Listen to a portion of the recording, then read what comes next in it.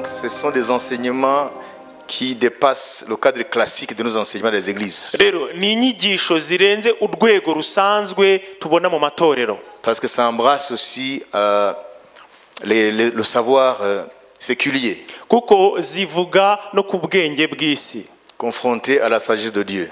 iyo buhanganye n'ubwenge bw'Imana. Amen. Amen. Donc il y a un domaine dans la Bible rero hari igice muri Bibiliya qui s'appelle eschatologie. cyitwa eschatologie.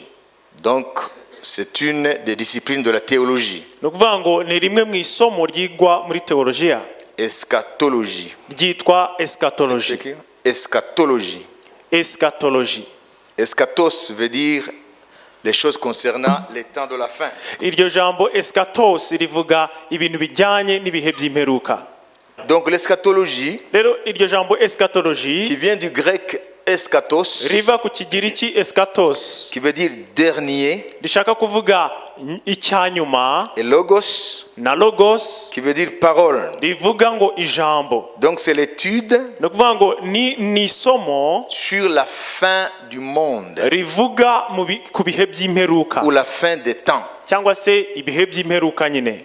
Donc il relève de la théologie et de la philosophie. rero ni isomo twavuga ko rijyanye na teoloji ariko kandi na filozofi. Voilà pourquoi je vous ai dit que ce sont des choses qu'on n'enseigne pas dans les églises. niyo mpamvu nababwiye ngo ibi ntabwo ari ibintu biga mu matorero, Parce que ça combine aussi bien la philosophie que la théologie. kuko bihuza filozofi na teoloji. Amen. Amen. Donc, que ce soit la philosophie, rero yaba iyo filozofi qu'on appelle la philosophie de l'histoire, iyo bita filozofi y'amateka, ça veut dire comprendre l'histoire, ni ukuvuga ngo ni ugusobanukirwa amateka, comprendre où vont les événements de ce monde, ni ukuvuga ngo ni ugusobanukirwa aho ibikoreka muri iyi si bigana, se poser des questions sur la flèche du temps. ukibaza ibibazo ku murongo w'igihe. Est-ce que l'histoire a un but? ese amateka afite intego? Est-ce que l'histoire se fait au hasard? ese amateka ni impanuka? Donc les événements se produisent au gré du hasard. ese ibintu tubona bikoreka biba nk'impanuka? Est-ce que l'histoire est faite par les hommes? ese amateka agengwa n'abantu? Ou y a-t-il une main invisible cyangwa se hari ukuboko kutagaragara qui conduit les événements majeurs de l'histoire? kuyobora ibintu nyamukuru by'amateka? Ces questions, les philosophes s'en sont posés, rero ibyo bibazo abafilozofe barabyibajije, même aujourd'hui.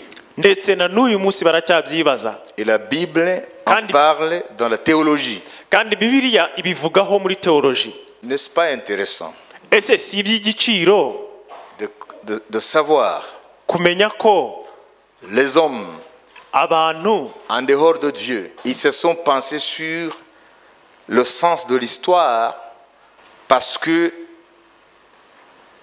l'avenir de l'humanité en dépend. abantu hanze y'Imana bashatse kumva ubusobanuro bw'amateka, kuko ejo hazaza h'inyoko muntu haterwa no kumva ubwo busobanuro nyine. Donc c'est intéressant. rero ni iby'ingenzi cyane kubimenya. Alléluia. Hallelujah. Voilà, donc rero l'histoire amateka a été pensée par les hommes amateka yatekerejweho n'abantu dans différentes époques. mu bihe bitandukanye byayo. Ça, nous allons le voir dans le volet de la philosophie de l'histoire. ibyo turaza kubibona mu gace ka filozofi y'amateka. Et après, hanyuma nyuma nous allons ouvrir aussi le volet de la théologie dans le domaine de l'eschatologie. turaza gufungura kandi gace ka teoloji ariko mu isomo rya eschatologie. Et après, nous allons confronter le point de vue des historiens et des philosophes de l'histoire.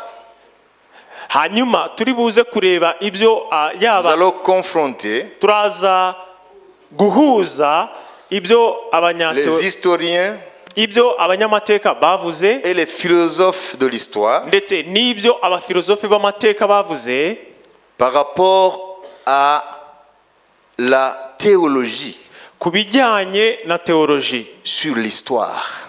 teoloji y'amateka sur le devenir de l'histoire. cyangwa se icyo amateka azaba cyo. Amen.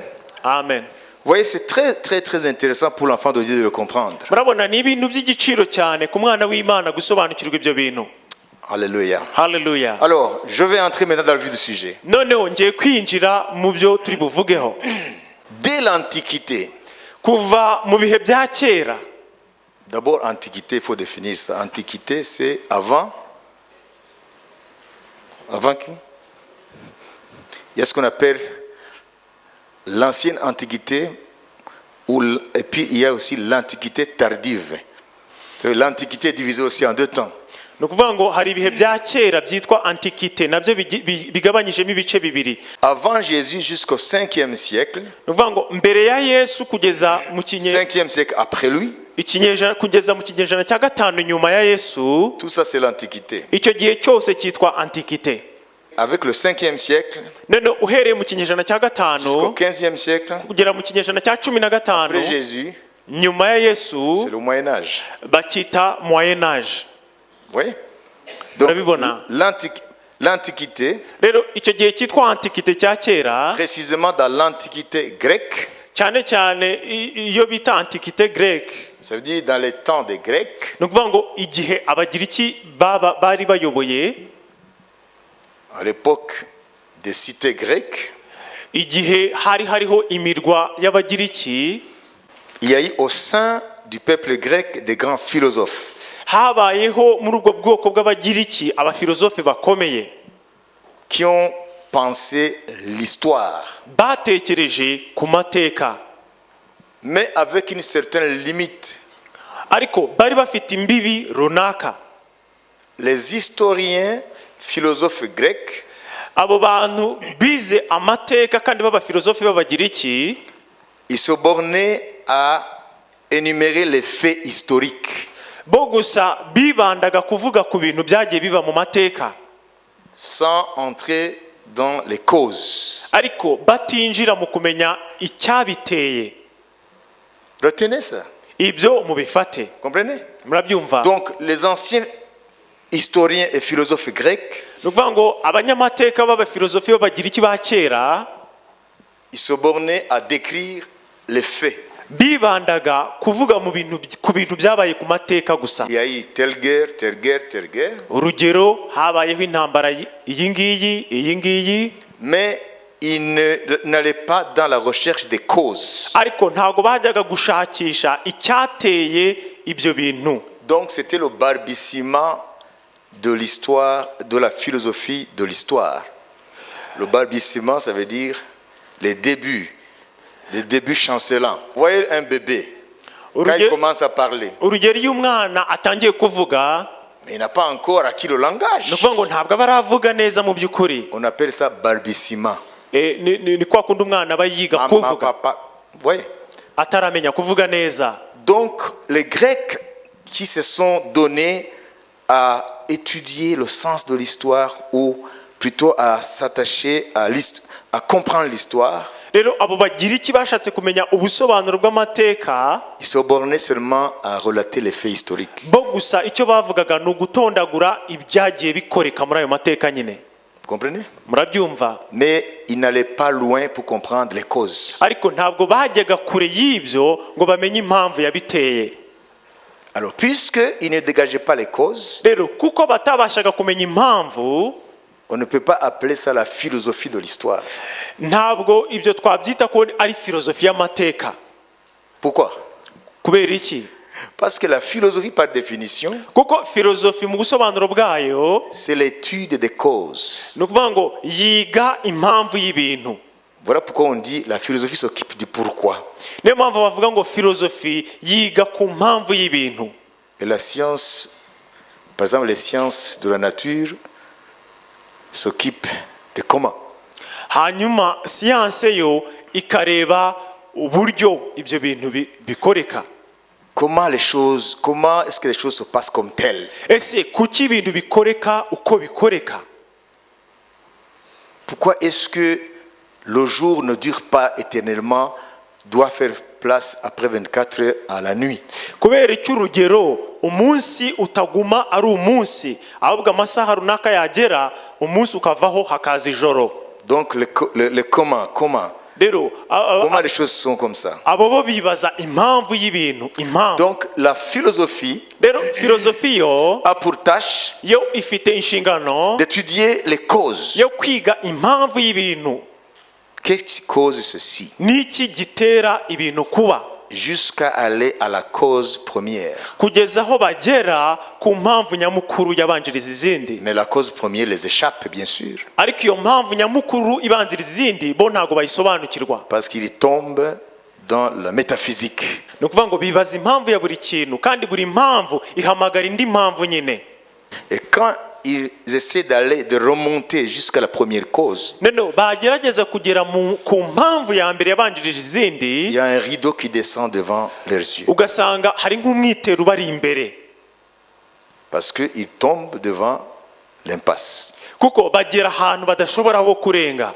Qu'est-ce qui a été la cause première? Ese ni iyihe mpamvu yabanjirije izindi mpamvu? Qui a été la cause de toutes les causes? Ni iyihe mpamvu iruta izindi mpamvu zose? Vous savez, la science se base sur le principe de causalité. Buri kintu gifite impamvu igitera, N'est-ce pas? sibyo? Vous comprenez? Vous voyez le problème des philosophes Murumva rero ikibazo cy'abafilozofe, qui recherchent les causes. murumva ikibazo cy'abafilozofe bashaka impamvu y'ibintu. Ils peuvent chercher les causes de la cause. Et quand ils arrivent quelque part où ils doivent trouver la cause première qui a causé tout, ils sont perdus. Bakomeza bashaka impamvu yagiye itera buri kintu, bazamuka noneho bagera ku mpamvu yabanjirije izindi Donc, zose. ça veut dire remonter le temps Ni ukuvuga ngo binjira mu gihe, basubira inyuma mu gihe, pour chercher la cause première. bashaka impamvu yabanjirije izindi. Et après, ils arrivent à un endroit où il y a un mur. Hanyuma bakagera ahantu hari igikuta. Et là, ils disent, ça c'est pas du domaine maintenant de la philosophie, c'est le domaine de la métaphysique. Noneho bakavuga ngo ibi ngibi ntago Métaphysique, ça veut dire au-delà du physique. noneho bakavuga ngo ibi ntago bikiri muri filozofi, ahubwo ni ibintu birenze ibifatika ibyo tubona. Il faut qu'il y ait une transcendance qui nous révèle la cause première. Kuko haba hakwiye kubaho izindi mbaraga ziturenze zidusobanurira iyo mpamvu yabanjirije izindi. C'est au-delà de la raison. Ni ukuvuga ngo ni ibintu birenze ibitekerezo byawe. Donc, Rero revenons aux anciens historiens grecs. reka tugaruke ku banyamateka ba kera b'Abagiriki. Ils n'ont pas fait la philosophie de l'histoire Bo ntabwo bakoze filozofi y'amateka, parce qu'ils n'ont pas cherché les causes kuko bo ntabwo bashakishije impamvu y'ibintu, des événements historiques de leur époque. y'ibintu byabaga mu gihe babayemo. Ils ne décrivaient que les faits historiques. Bo gusa icyo bakoraga ni ugutondagura uburyo amateka yagenze. Vous comprenez? Murabyumva? Amen. Amen. Alléluia. Amen. Donc, ils n'interprétaient pas les événements. Rero ntabwo basobanuraga ibintu uko byagiye bigenda. Donc, pour eux, l'histoire, c'était une reproduction des faits. Ça veut dire, il y a eu guerre, etc. Et l'autre qui viendra, il va parler de ça. Ils reproduisent les faits sans interpréter les faits. Ni ukuvuga ngo bo batondaguraga ibintu byagiye biba. Urugero bakavuga ngo habayeho intambara yagenze gutya na gutya. Par exemple, la Perse qui avait envahi la Grèce, par exemple, les cités grecques. Urugero igihe Ubuperesi bwateraga Ubugiriki. Donc, ils racontaient cette guerre. Noneho bakagerageza kuvuga uburyo iyo ntambara yagenze. Mais ils n'allaient pas loin pour chercher les causes. Ariko ntabwo barengaga aho ngaho ngo bamenye impamvu yabiteraga. Le premier qui a pensé l'histoire en termes philosophiques, Rero umuntu wa mbere watekereje amateka mu buryo bwa filozofi, ce n'est pas un païen. ntabwo yari umupagani, Ce n'est pas quelqu'un qui ne croyait pas en Dieu. ntabwo yari umuntu utarizeraga Imana. C'est un homme d'église, Yari l'un des pères de l'église, qui s'appelle Saint Augustin. witwaga Saint Augustin. C'est le premier philosophe de l'histoire. Niwe wabaye umufilozofe wa mbere w'amateka. Vous comprenez? Murabyumva? Vous savez, Murabizi, pour que Dieu t'enseigne, kugira ngo Imana ikwigishe, il faut qu'il voie en toi la soif de connaître. ikwiye kubona muri wowe inyota yo kumenya. Parce que naturellement, kuko mu buryo busanzwe mu miterere yacu l'homme est créé avec des besoins. umuntu yaremanywe gushakisha. Ça veut dire les besoins poussent à l'action. ni ukuvuga ngo icyo ushaka kigusunikira kugira icyo ukora. C'est ça dans la nature. niko ibyaremwe bimeze. Qu'est-ce qui pousse un lion d'aller chasser? ese ni iki gituma intare ijya guhiga? C'est la faim. ni inzara. Comprenez? murabyumva? S'il n'y avait pas de faim, iyo iba idasonza, mais il verra un petit lapin, mais il ne va pas courir après. yabona urukwavu ariko ntirwirukanke inyuma. Donc c'est la faim qui pousse le lion à aller chasser. rero inzara niyo isunika intare kujya guhiga. Ce sont les besoins primaires que nous partageons avec les animaux. ibyo rero ni ibintu by'ibanze dukenera kandi dusangiye n'inyamaswa. Donc ce sont des besoins primaires que nous partageons avec les animaux. ni ukuvuga ngo ni ibintu by'ibanze, kurya kunywa ni ibintu dusangiye n'inyamaswa. S'il n'y a pas de besoin, haramutse hatari ikintu il ukeneye n'y aura pas d'action. nta kintu wakora. Vous voyez? murabibona?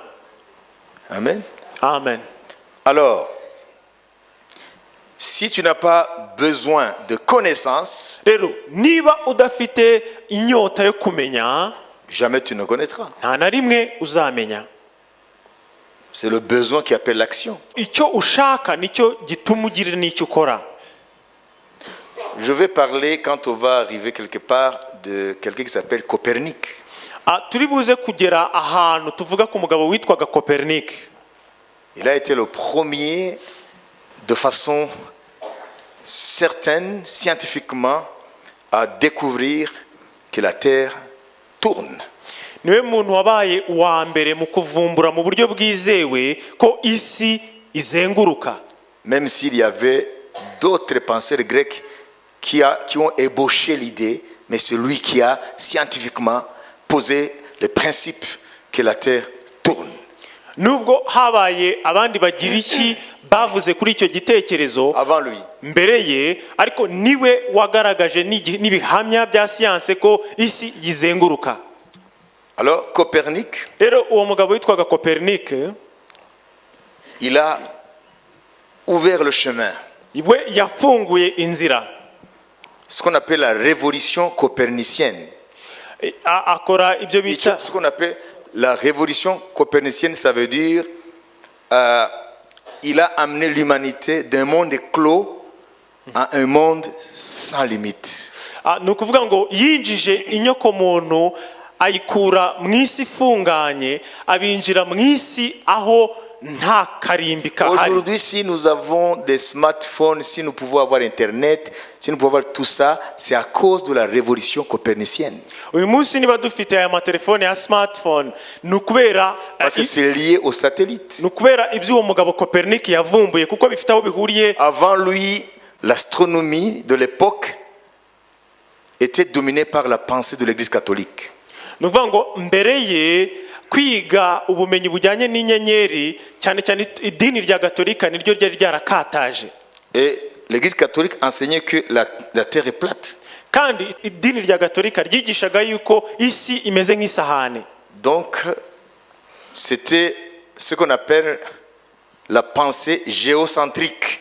Donc, tout tourne autour de la terre et de notre soleil ici. bo bavugaga yuko ibintu byose Et il disait que c'est la Bible. bizenguruka isi. Nous étions le centre du cosmos. bavuga ngo ni twebwe mutima w'isanzure Tout ryose, tourne autour de nous. ngo ibintu byose bizenguruka kuri twe. C'était la pensée à l'époque avant Copernic. icyo nicyo cyari igitekerezo mbere y'uwo mugabo Copernic. Et quand Copernic a ouvert la connaissance de l'univers, noneho uwo Copernic atangiye kuvumbura ibigize isanzure, que tout se meut dans l'univers, amaze kuvumbura ko byose bizenguruka mu isanzure même notre terre, n'iyi si yacu turiho, alors ça a révolutionné les pensées. noneho byazanye impinduka mu bitekerezo. Et après, Galilée a suivi. noneho nyuma hakurikiraho witwaga Galilée, Il en a payé les frais. noneho aranabizira. Vous comprenez? murabyumva? Et les autres ont poursuivi n'abandi barakurikira jusqu'à ce qu'aujourd'hui on aille à la Lune kugeza aho uyu munsi abantu bashobora kujya ku kwezi avec des ambitions de contrôler l'espace. bumva bafite inyota yo kwigarurira isanzure, Même aller habiter sur la planète Mars. ndetse bamwe bifuza ko bajya gutura no ku mubumbe wa Mars. C'est Copernic qu'on le doit. Ibyo byose tubikesha Copernic. Vous voyez? Murabibona? Alors, qu'est-ce qui a fait que Copernic arrive à cela? Rero niki cyatumye Copernic agera kuri ibyo yagezeho? Il le dit lui-même, Arabivuga ubwe, il avait une soif yari afite inyota de comprendre réellement si la terre ne bouge pas. yo gusobanukirwa by'ukuri niba isi turiho itazenguruka, Et si ce que nous voyons en haut, là-bas, ça ne bouge pas. kandi no kumenya niba ibyo tureba hariya hejuru nabyo bitazenguruka. Alors, il a cherché par tous les moyens à lire tous les grands savants avant lui. Noneho arashakisha ibishoboka byose, ndetse ajya no gusoma ibyo abanyabwenge bamubanjirije. Il est allé étudier les philosophes grecs, les penseurs grecs, Ajya kwiga ibyo abafilosofe b'abagiriki, ibyo abahanga b'abagiriki, ce qu'ils ont dit par rapport à notre situation dans la nature ou dans la création. ibyo bavuze ku bijyanye n'ibyaremwe ndetse n'umuntu mu À byaremwe. cause de cette soif, Noneho kubera iyo nyota, Dieu a appliqué le principe de la Bible qui cherche trouve. Imana ihamiriza rya hame ryo muri Bibiliya rivuga ngo ushaka azabona, Qui cherche trouve. ushaka azabona. Frappez, on vous ouvrira. Ngo nimukomange muzakingurirwa, Demandez, on vous donnera. nimusabe muzahabwa, Cherchez, vous trouverez. nimushake muzabona. Vous voyez? Murabibona? Ça veut dire tu ne peux jamais arriver à n'importe quelle connaissance si tu n'as pas la fin de Ni cette ukuvuga ngo connaissance. ntushobora kugera ku bumenyi runaka udafite inyota nyine y'ubwo bumenyi ushaka. Tu peux te contenter à assouvir tes besoins primaires. Ushobora gusa kunezezwa no guhaza iby'umubiri ukeneye, Vivre sous la tyrannie des besoins primaires. ukaba munsi y'icyo gitugu cyo kubeshwaho gusa n'ibyo ukeneye Ça veut umubiri. dire le manger et le boire Ni ukuvuga ngo ni ukurya no kunywa, et le sexe.